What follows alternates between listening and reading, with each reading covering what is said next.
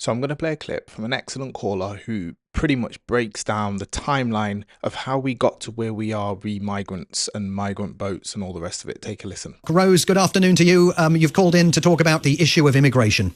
Yes, hello, Simon. Well, I mean, from the start, I don't think this is the problem that it's being made out to be, partly because the boats people are such a small percentage of immigration. It's been built up as a distraction from the beginning, 2018.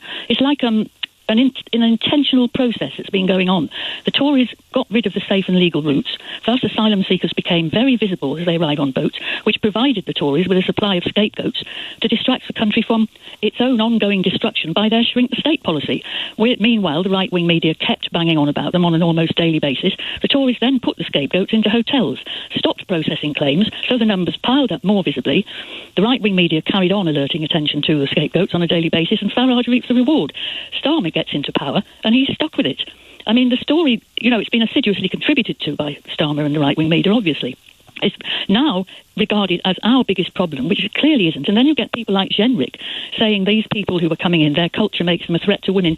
He seems to have totally forgotten that for decades, one to two, if not more, women a week have been beaten to death or otherwise murdered by white men who treated them as possessions in Britain.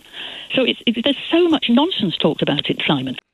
I'm going to say it now, and I've said it many, many times before. You're being conned. This whole thing about migrants and migrant boats, it's a complete con to destabilise the UK and to get Nigel Farage or any right-wing person into power. And it's to stop you from looking up at the people who are plundering the country's wealth.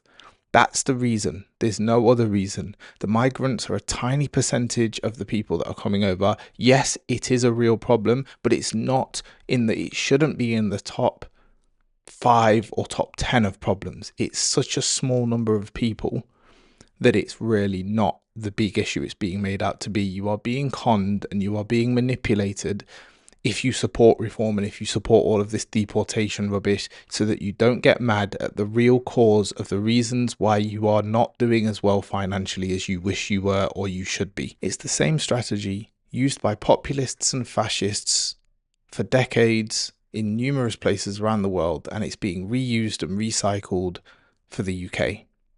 And that's it. There's nothing more to it than that. You're being lied to and you're being conned.